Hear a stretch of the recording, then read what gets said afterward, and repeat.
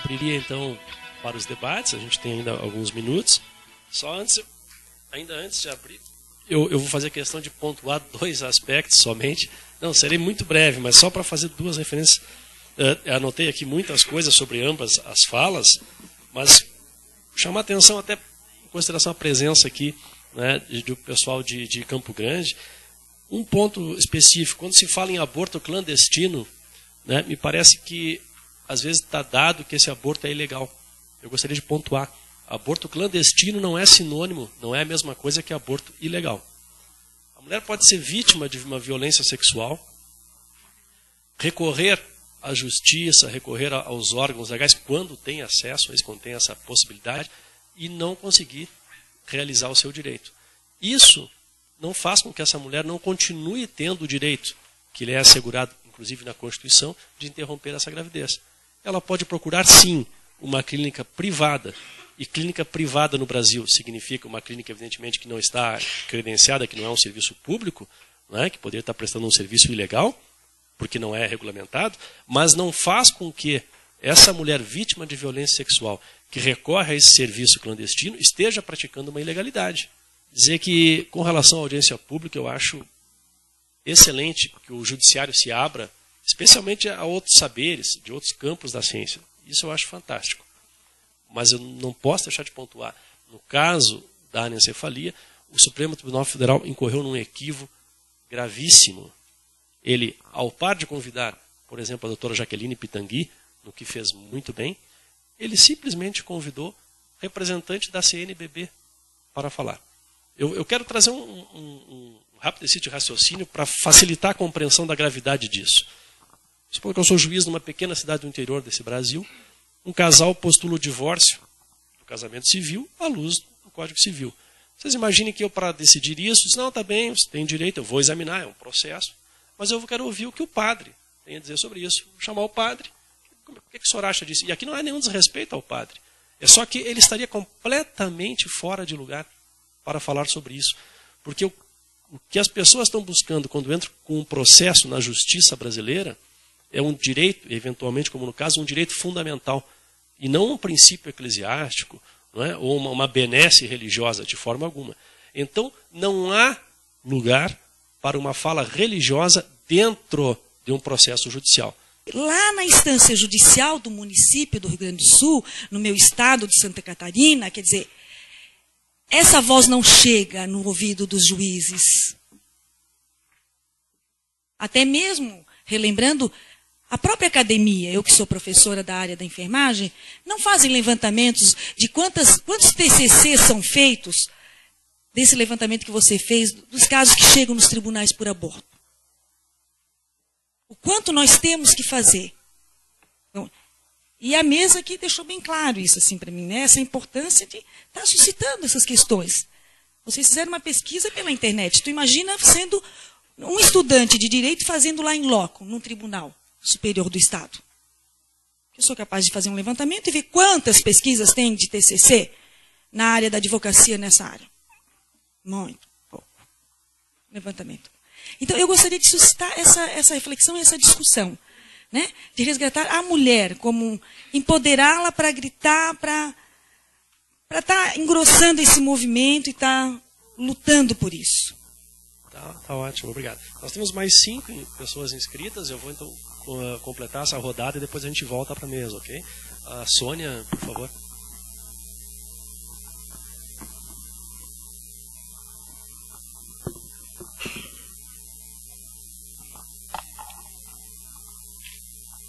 São realmente questões, basicamente, né? Para a Thaís, para a Tamara, quantas mulheres foram a júri, estavam presas no levantamento que vocês fizeram? É claro que vocês lidaram com tribunais superiores, portanto, isso não deve ter aparecido, mas há alguma menção ao recurso a 9.099? Crimes de baixa punibilidade, as mulheres não são presas por isso? Se isso se aparece de alguma forma na pesquisa, porque foi um tema levantado pela Miriam ontem, a pesquisa da Advocacy no Rio de Janeiro, nas instâncias inferiores, demonstra que os juízes têm lançado mão da 9.099 com muita frequência, né? Então, se isso apareceu. Eu acho que era legal vocês elaborarem um pouquinho mais sobre a substância dos que vocês estão chamando os instrumentos criminais. Quer dizer, quando os casos... Porque nem todo mundo aqui é das letras jurídicas, né? Quando um caso é tratado criminalmente, o que isso quer dizer? Né? Diferentemente do caso civil. Né? E eu queria fazer duas observações. Uma observação com relação ao que a Jaqueline trouxe, que eu acho que é muito importante, lembrando o processo constituinte,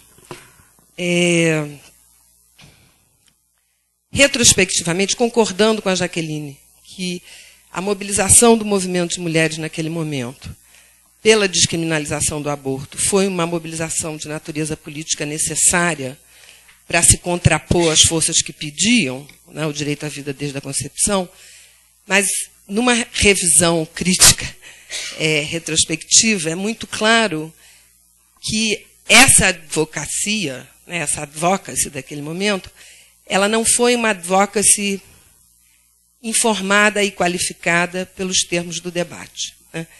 Teria sido muito mais efetivo, de alguma maneira, se nós, as feministas, tivéssemos adotado desde o primeiro momento o que foi a posição do Conselho Nacional dos Direitos da Mulher, de que o aborto não era matéria constitucional. Né? E brigar, quer dizer, comprar a briga contra o aborto, contra o direito à vida desde a concepção. É como se a gente tivesse atirado no que viu e pegado o que não viu, entendeu?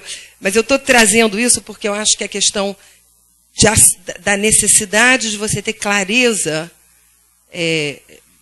informação e debate prévio quando você inicia uma ação de advocacy, que muitas vezes eu acho que os problemas do feminismo na área do aborto advêm de que a gente não tem feito isso adequadamente. E eu acho que o caso da Constituinte é um exemplo. Né? E só lembrar, né, um pouco a ver com a tua questão, é que todas as pesquisas indicam, pesquisas de opinião pública, né, indicam que no Brasil há um razoável consenso sobre a manutenção da lei como está, no que diz respeito ao aborto no caso de estupro, e a opinião pública é absolutamente favorável ao aborto nos casos de anencefalia. Né. Entretanto, o apoio da sociedade ao aborto por demanda, né, quer dizer, o aborto por decisão e autonomia da mulher, já foi mais alto, nós já tivemos apoio de 30% nos anos 90, e hoje, as últimas pesquisas que a gente viu, né, Elza, isso está ao redor de 10% da população em queda. Né? Então, eu acho que aí a gente tem que pensar estrategicamente, quer dizer, a coisa da anencefalia, ela converge para o sentimento da sociedade, a manutenção do aborto por estupro, mas com relação a ampliar o debate, mudar a concepção com relação ao aborto como direito e autonomia da mulher, que a ponderação do direito deve prevalecer em relação à mulher, eu acho que a gente tem muito trabalho por fazer.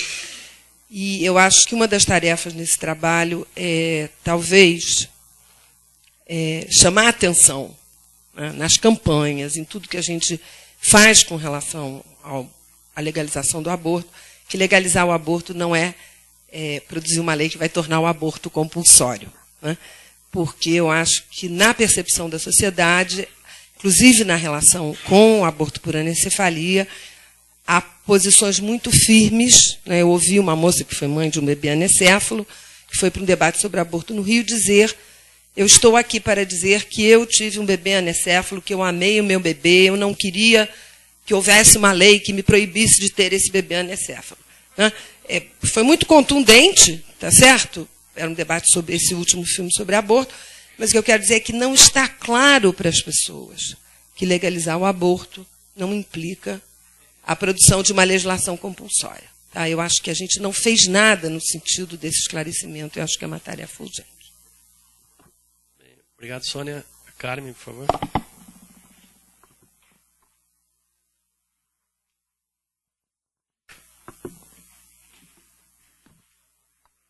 Bom, queria parabenizar a mesa, a Thaís, a Tamara e a Jaqueline pelas exposições. Eu tenho algumas questões. Primeiro, vocês disseram que o objeto da pesquisa, para a Tamara e para a Thaís, inicialmente, era verificar a interferência religiosa nas decisões judiciais. Eu não vi na pesquisa, a não ser que tenha me passado, qual é o grau de interferência. Né? Então, eu gostaria que vocês colocassem. Uma outra coisa que me chamou a atenção e que vocês ressaltaram é os 31% dos casos de abortos resultantes de violência. Né?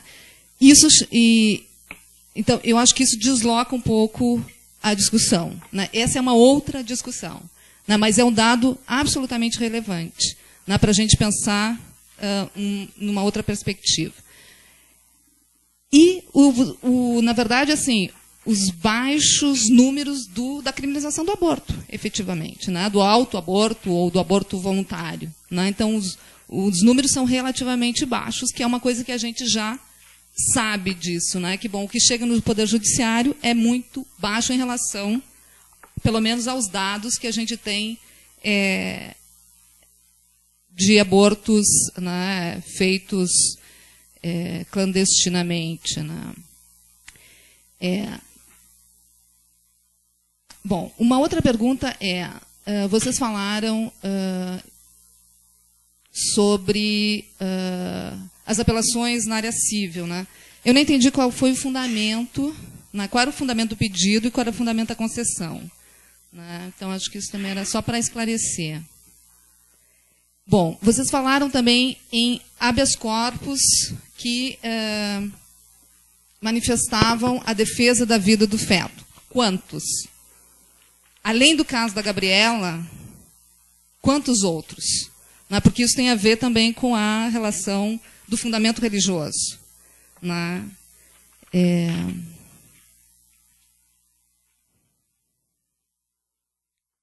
Que mais aqui? Bom, e com relação, que eu acho que aí é uma questão de estratégia nossa, quando pensar, que a pesquisa de vocês aponta, eu acho que ela traz esse dado, é muito importante, o aborto, quando ele é criminalizado, ou pelo menos os altos índices que vocês mencionam do aborto com medicação. Né? E que, né, a denúncia chega através dos profissionais de saúde, né, que maltratam as mulheres, né, que acabam forçando, né, a autodenúncia, digamos assim. Né? Então, acho que isso é muito importante para a gente pensar estrategicamente no trabalho com os profissionais de saúde. E fazer uma discussão do ponto de vista jurídico bom, em que medida um profissional de saúde tem que efetivamente, né, não tem, mas eles pensam que tem.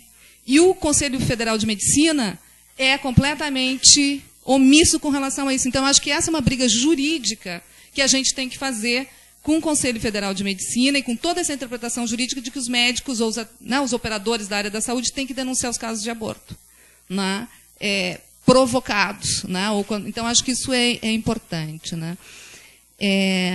E para a Jaqueline, bom, ontem eu não pude estar, e talvez vocês já tenham discutido, né, e as meninas mencionaram aqui, a questão da judicialização, né, dessa questão do aborto. Né. Eu acho que a gente tem que refletir bastante sobre isso. Né. Eu acho que a anencefalia, e a Sônia falou bem aqui, bom, ela tem um apelo. Elas levantaram en passant a comissão tripartite. Eu penso que a comissão tripartite ela precisa ser resgatada como um momento importante no processo de discussão dos direitos sexuais e direitos reprodutivos, principalmente na revisão da legislação punitiva sobre o aborto, que já era uma reivindicação de Cairo e Beijing. E esse momento da comissão tripartite, eu, naquela época, estava na Secretaria Especial de Política para as Mulheres, naquela época eu estava do outro lado, era gestora, voltei à minha condição de movimento social, e aquele momento foi um momento muito rico de discussão e deu uma visibilidade muito grande na imprensa, em relação a essa discussão da revisão da legislação punitiva sobre o aborto, onde estavam presentes legislativo, executivo e sociedade civil. E naquele momento, quer dizer, e aquilo ali foi uma iniciativa do governo, pressionado pelas mulheres, 150 mil mulheres que participaram das conferências nacionais de políticas públicas para as mulheres. Então, eu acho que aquilo é um negócio que nós não podemos esquecer. E que, junto com essa questão da vinda do Papa, para aquela vinda do Papa, o tiro saiu pela culatra. Porque, naquele momento, também houve uma reação da sociedade civil e uma reação do próprio governo, que colocou a questão do aborto como uma questão de saúde pública. Então, eu queria registrar isso como um momento importante. A trajetória apresentada pela Jaqueline, eu acho que é importantíssimo, porque nós do movimento feminista sempre ficamos... duas coisas aqui para mim ficaram claras. Nós priorizamos, de certa forma, essa relação com o executivo e com o legislativo e secundarizamos essa relação com o judiciário. Eu acho que isso é uma coisa que nós precisamos ver como que o movimento feminista e de mulheres tem uma relação mais próxima dessas ações no judiciário, no que diz respeito à questão do aborto. E penso que, por exemplo, quando se fala na violência, os serviços de aborto legal surgiram em função dessa questão da violência por conta dos... São dois casos que o serviço de aborto legal atende, que é o estupro e o risco de vida das mulheres. Então, essa relação da violência com a discussão do aborto, ela sempre permeou essa discussão, pelo menos para o movimento feminista, né? E a outra questão que eu penso que é importante aqui, nessa trajetória e nessa discussão, tanto no judiciário, como no legislativo, como no executivo, é nós insistirmos na necessidade do Estado laico. E isso eu não vi essa discussão passando aqui, a não ser na fala ali do coordenador da mesa, e muito en passant quando vocês falam no padre lá e tal e tal. Mas essa é uma questão fundamental nessa discussão. Dos direitos sexuais e direitos reprodutivos, se nós não colocamos como uma questão fundamental, um princípio básico, a defesa da laicidade do Estado, nós não podemos querer políticas públicas que sejam dirigidas para este ou aquele público religioso. As políticas públicas, elas têm que estar dirigidas para a população como um todo. E o Estado tem que ser laico para que isso possa ser a mesma coisa do aborto. Quando se diz a legalização do aborto, não significa que o aborto vai ser um método contraceptivo e todas as mulheres vão ser obrigadas, porque a igreja tem que utilizar esse argumento. Não, porque agora todas as mulheres vão ser obrigadas a fazer o aborto. E não é isso. E, para terminar, eu queria dizer que nós temos, sim, uma frente nacional contra a criminalização das mulheres e pela legalização do aborto, que estará realizando no 28 de setembro 18 horas de luta contra a criminalização das mulheres pela legalização do aborto em todos os estados brasileiros. Então, o movimento está, sim, em movimento pela legalização do aborto. Talvez a imprensa não divulgue a nossa ação. Obrigado. Bom dia, meu nome é Valéria, eu sou de Católicas pelo Direito de Decidir.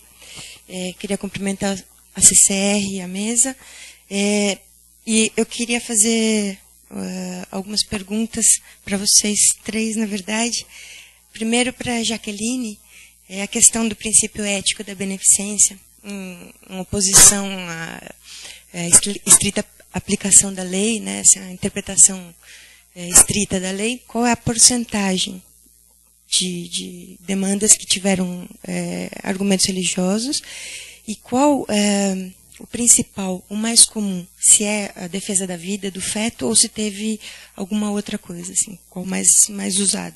E também, assim, como a gente vem falando muito da questão da criminalização das mulheres e tudo mais, nesse caso, nos casos de violência, né, e quando se usa o aborto para qualificar o homicídio, se nesses casos houve realmente a qualificação, quer dizer, os homens também têm sido criminalizados usando o aborto para isso?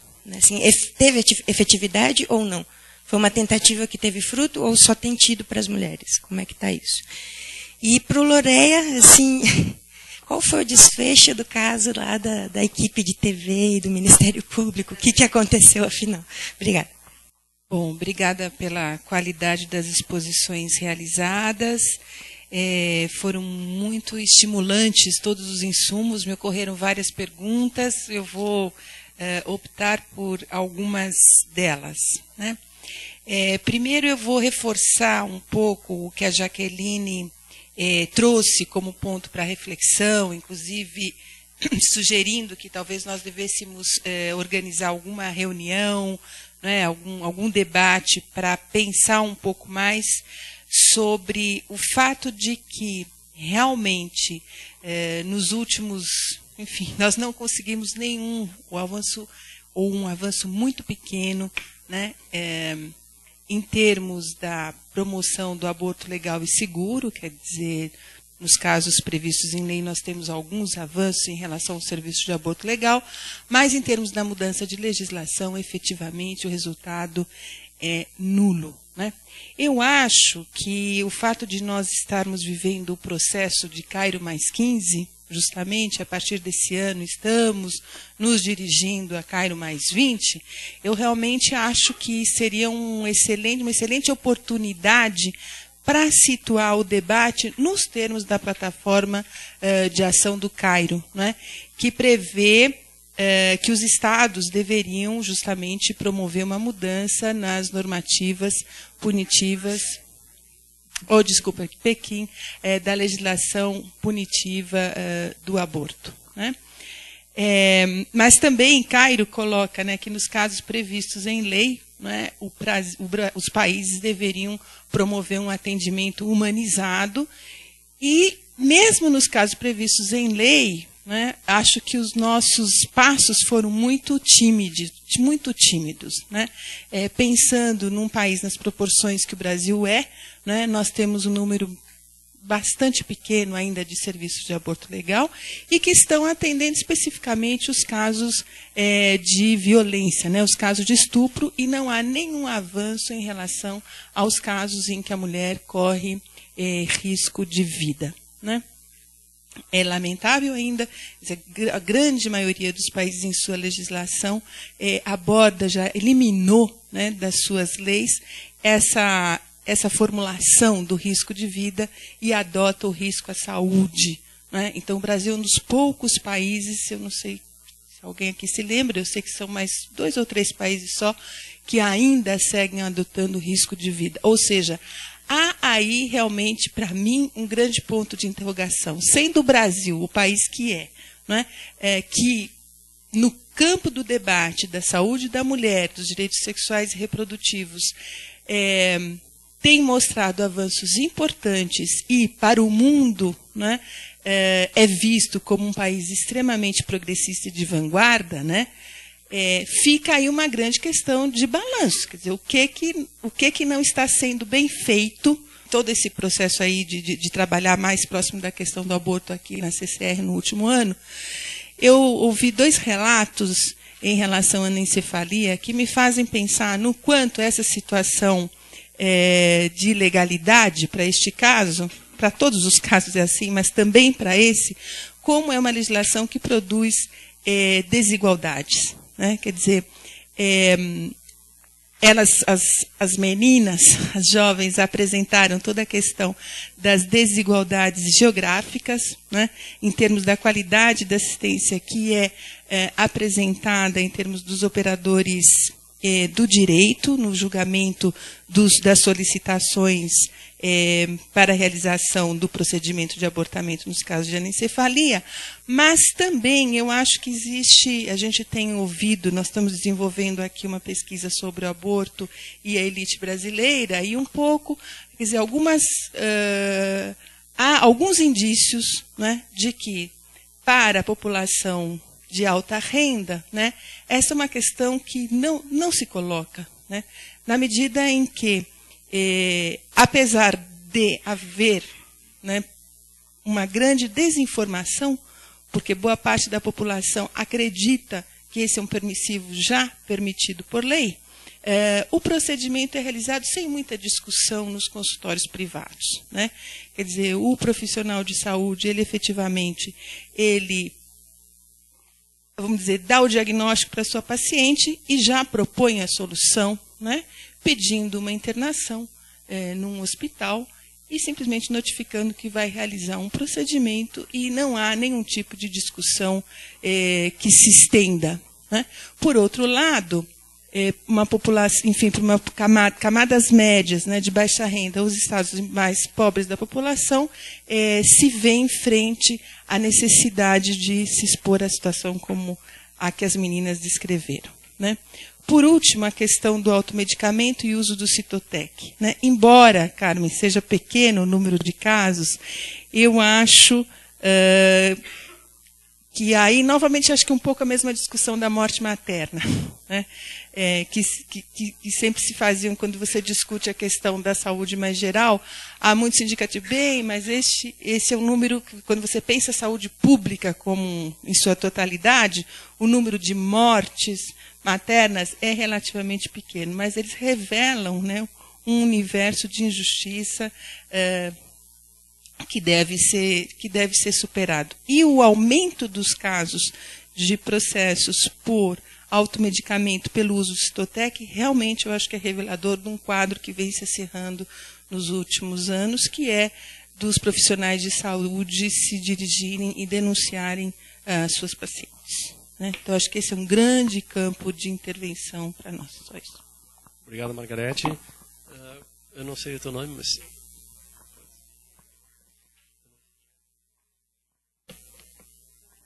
Lidiane?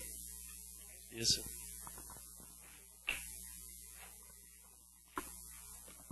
Bom, queria parabenizar a mesa, mas muito mais agradecer, porque a riqueza de detalhes é fantástica. E queria lembrar algumas coisas e problematizar, especialmente para o Loreia, nesse campo jurídico, né? Recentemente nós tivemos a aprovação de uma lei que autoriza alimentos gravídicos para o feto. Né? Não sei se todo mundo acompanhou isso. O Ministério da Saúde, até o último momento de ir para a sanção, deu parecer contrário, né, a esse projeto de lei, por todas as questões que a gente já está trabalhando aqui desde ontem. Não é o direito da mulher receber alimento gravídico, é o feto que tem direito de ser alimentado, né? E esse projeto foi, então, sancionado esse ano. Então, eu queria, né, trazer um pouco para a discussão até que ponto a gente tem refletido no impacto que esse tipo, que agora que é uma lei, pode ter, inclusive, nas nossas ações e em relação ao diálogo com a Constituição, que não reconhece, como é que a gente poderia estar trabalhando nesse sentido, inclusive da inconstitucionalidade dessa lei. Acho que a gente também não pode esquecer que a gente teve há 15 dias atrás uma votação no Congresso Nacional do Acordo Brasil-Vaticano, foi numa quarta-feira, a votação se alongou até meia-noite. Para quem acompanhou, como eu, que às vezes gosto de sofrer, foi extremamente frustrante, porque, com exceção do PSOL, que votou contrário, houve acordo de lideranças, né, e o projeto foi aprovado e foi encaminhado para o Senado. Acordo de liderança sem a liderança do pessoal, né? Acordo de lideranças dos outros partidos, né? Alguns tiveram, pelo menos, a honradez de liberar os seus deputados e deputadas para votarem a favor ou contra, mas partidos que a gente considera assim, mais progressistas não o fizeram. Então, isso me deixou bastante frustrada. E, assim, imediatamente após esse ponto do Acordo Brasil-Vaticano, foi votado também um acordo para todas as religiões. Esse não foi nem para discussão. A gente, quer dizer, não passou por nenhuma comissão, a gente desconhece o teor desse acordo no sentido da discussão mesmo na sociedade civil. Então, era isso que eu queria... Eu queria trazer uma outra questão também, que a questão da esterilização cirúrgica, ela não está tranquila. A gente tem diversos projetos de lei para redução da idade da esterilização cirúrgica, independente de ter filhos ou não. E os argumentos todos na justificativa é para evitar o aborto e para evitar a produção em série de marginais. Né? São esses os argumentos desses projetos de lei. Então, a gente tem que ficar muito atento, porque já li muitas coisas sobre a CPI da esterilização, enfim, tal. E assim, o tempo inteiro a gente se debate com esse tipo de projeto de lei, que, enfim, que vai para a saúde da mulher para a gente dar parecer. E eu queria, por último, colocar uma questão que foi tocada pela Carmen, que essa omissão do CFM é muito séria, muito grave, porque a gente teve, no ano passado, em Campo Grande, num congresso de ginecologia e obstetrícia, fazendo uma discussão sobre aborto, e tinha diversos estudantes da academia, das escolas médicas, e que ficaram chocados, assim, porque os professores ensinam nas universidades que se chega um caso de aborto, deve ser denunciado à polícia. Né? Então, assim, isso é ensinado, inclusive, por diversos professores. Então, esse posicionamento político e essa orientação do CFM, ela realmente é imprescindível. Bom, eu queria agradecer as perguntas realmente instigantes. E, bom, em primeiro lugar, eu queria colocar o seguinte. Essa pesquisa, ela tem uma série de limitações, tanto temporais, enfim, de metodologia, uma série de coisas. Em primeiro lugar, porque ela teve a duração de 1 ano e foi feita por 2 pessoas. E por isso, com o apoio da CCR, que aprovou essa pesquisa dentro do projeto do programa do Prosari, que apoia projetos em direitos sexuais e reprodutivos. Mas assim, então essa é a primeira limitação. Foi um trabalho muito grande, mas foi realizado por poucas pessoas. Então, ela tem uma série de limitações. Eu acho que, na verdade, o mais interessante dessa pesquisa é que ela aponta caminhos para onde a gente precisa olhar e para onde precisamos atuar. Ela não é conclusiva no sentido de dizer, bom, é isso. Ela é assim, olha, está faltando isso, uma série de coisas. Então, uma série de dados que foram solicitados aqui, nós, infelizmente, alguns podemos falar, outros não tanto, mas exatamente por essas limitações. Então, assim, acho que uma primeira coisa que é importante dizer é que... Não, calma. São muitas perguntas. É que... eu queria começar dizendo, por uma pergunta mais genérica da Sônia, que fala sobre o que significa tratar uma matéria na área criminal. Bom, tratar uma matéria na área criminal é uma coisa muito diferente de tratar na área civil. Por quê? Porque a área civil são temas que tratam das questões entre particulares em geral, né, entre pais e filhos, entre comerciantes, enfim, são temas mais assim. E o direito penal é o que nós chamamos de última ratio. Ou seja, quando há um problema, quando há uma violação a um bem jurídico social muito grave, se busca o direito penal, teoricamente, como última instância para resolver certos conflitos. Posso pedir ajuda do... problematizar. Não, acho que tá bem, só quero... Num juiz de direito aqui? Só quero problematizar. Não, o que eu vou dizer não tem amparo nos colegas juízes, com certeza. Mas o que eu quero dizer é que a gente pode propor uma reflexão nova sobre isso, dentro desse campo, que é o seguinte. A mulher, o artigo 226, parágrafo 7º da Constituição Federal, estabelece que o planejamento familiar é livre decisão do casal, cabendo ao Estado assegurar os meios. Eu tenho dito.